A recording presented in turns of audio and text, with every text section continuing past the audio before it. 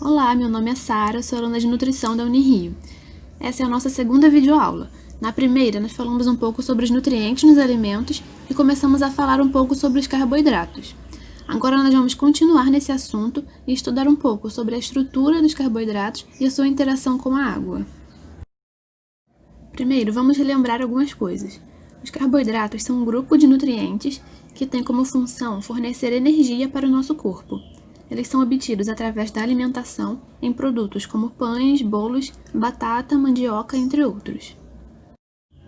Como já vimos no primeiro vídeo, os carboidratos são constituídos de aldeídos e cetonas, e de acordo com a complexidade da sua estrutura, eles podem ser classificados em monossacarídeos, oligosacarídeos e polissacarídeos. Os monossacarídeos constituem um grupo mais simples de carboidratos. São unidades que podem se ligar e formar estruturas maiores. Elas têm entre 3 e 9 átomos de carbono na sua estrutura. Um exemplo é a glicose, um açúcar simples com 6 carbonos na estrutura. Nessa forma aberta, conseguimos ver claramente todos os átomos: o hidrogênio, representado pelo símbolo H, o oxigênio, representado pelo símbolo O, e o carbono, representado pelo símbolo C. A glicose é um monossacarídeo com 6 átomos de carbono. Mas ela é muito mais representada por essa forma cíclica. É a mesma estrutura com os mesmos átomos, os 6 carbonos, mas ela é representada de forma diferente, por uma cadeia fechada. Já os oligosacarídeos são estruturas formadas pela ligação entre 2 e 10 unidades de monossacarídeos. Um exemplo é a sacarose, formada pela ligação entre a glicose e a frutose, que são 2 monossacarídeos formando uma molécula só. Os polissacarídeos são os mais encontrados na natureza. Eles também são compostos por unidades de monossacarídeos, mas em quantidade muito maior. Poucos deles possuem menos de 100 monossacarídeos na molécula. Um exemplo é o amido, uma molécula formada pela ligação de diversas unidades de glicose. Essa primeira figura só representa uma pequena parte da molécula, que é muito maior, como a gente pode observar na segunda imagem. Cada bolinha dessa representa uma glicose, que juntas formam a molécula de amido, um polissacarídeo. Então, resumindo, o monossacarídeo é a unidade mais simples de carboidratos. Quando uma molécula tem entre 2 e 10 monossacarídeos ligados, ela é chamada de oligosacarídeo. Quando são mais de 10 monossacarídeos ligados, nós chamamos essa molécula de polissacarídeo. Agora vamos falar sobre a interação dos carboidratos com a água. Essa é uma molécula de água, 2 hidrogênios ligados a um oxigênio. Essas moléculas interagem entre si. O hidrogênio de uma se liga ao oxigênio de outra através de uma ligação, que é chamada de ponte de hidrogênio. Para uma substância se dissolver na água ou interagir com ela, deve haver a formação dessa ligação, a ponte de hidrogênio. Para entender como é a interação dos carboidratos com a água, vamos fazer a nossa primeira dinâmica, onde a gente vai observar a interação da sacarose e do amido com a água para ver se são semelhantes ou diferentes. A sacarose é o açúcar comum de cozinha e o amido está presente na farinha de trigo. São esses produtos que a gente vai usar na dinâmica. Você vai precisar de 2 garrafas transparentes, 1 colher de chá de farinha de trigo e 1 de açúcar. Adicione 1 copo de água dentro de cada garrafa. Em uma delas você adiciona a colher de farinha e na outra a colher de açúcar.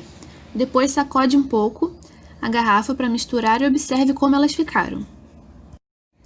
Por que a farinha não se dissolveu totalmente na água como o açúcar fez? Vamos analisar a estrutura dessas duas substâncias e ver como cada uma interage com a água? Como vimos anteriormente, essa é a sacarose, o açúcar comum que usamos na cozinha. Nessa estrutura, a gente consegue ver várias moléculas de OH, que são chamadas de hidroxilas. Essas hidroxilas vão fazer ligações de hidrogênio com a molécula de água, e são essas interações que fazem com que o açúcar se dissolva bem. A molécula de amido também tem várias hidroxilas, mas como ela é uma estrutura muito grande, perto dessas hidroxilas vão estar outras partes da própria molécula de amido. Então a organização da estrutura vai fazer com que a molécula de amido interaja mais com ela mesma do que com a água. Assim, o amido não vai se dissolver completamente, vai acontecer uma adsorção, que é a adesão da água na molécula de amido. Elas estão presentes, juntas no mesmo meio, mas o amido não se dissolve como a sacarose faz. Isso é demonstrado na segunda imagem. As bolinhas azuis representam as glicoses do amido unidas, fazendo ligações umas com as outras, e as bolinhas vermelhas são as moléculas de água, que estão presentes no mesmo meio, mas sem que ocorra absorção. Então, resumindo, para se dissolver na água, a substância deve conter hidroxilas disponíveis na estrutura para fazer ligações de hidrogênio. Como a estrutura da sacarose é simples, essas ligações são feitas com facilidade. No caso do amido, a estrutura é mais complexa, com ramificações, então a interação com a água é dificultada. O amido tem várias propriedades, então vamos estudar um pouco mais sobre essa substância. O amido comercial é obtido das sementes de cereais, principalmente de milho, trigo, arroz, tubérculos e raízes, como batata e mandioca. Ele é composto por uma mistura de dois polímeros, um polissacarídeo linear, chamado amilose, e um polissacarídeo ramificado, chamado amilopectina. A amilose é uma cadeia longa e linear, formada pela ligação de várias moléculas de glicose. A amilopectina também é formada por unidades de glicose, mas ela é ramificada. Juntas, essas duas cadeias formam os grânulos de amido. O amido, então, está presente nos vegetais, mas a forma como ele se apresenta pode variar bastante. Por exemplo, no tamanho da cadeia, nas ramificações e na proporção de amilose e de amilopectina. Nessa imagem de microscópio eletrônico, a gente consegue ver como os grânulos de amido são diferentes em cada vegetal.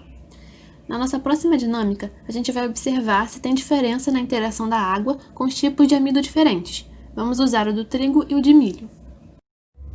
Você vai precisar de farinha de trigo, amido de milho e água. Na primeira fase, vamos misturar 7 colheres de sopa de água com 6 colheres de sopa de amido de milho e 7 colheres de sopa de água com 6 colheres de sopa de farinha de trigo. Coloque 6 colheres de amido de milho em um pote e 6 colheres de farinha de trigo em outro. Em seguida, adicione 7 colheres de sopa cheias de água em cada um dos potes, misture e observe a textura dos dois. O amido de milho continua um pó, mas ele forma algumas pedras firmes. A farinha de trigo fica com a textura de uma massa de pizza, bem macia. Agora, na próxima fase, vamos usar uma quantidade diferente de água. Agora adicione 9 colheres de sopa de água em 6 colheres de amido e mais 9 colheres de sopa de água em 6 colheres de sopa de farinha. Misture os dois e observe a textura.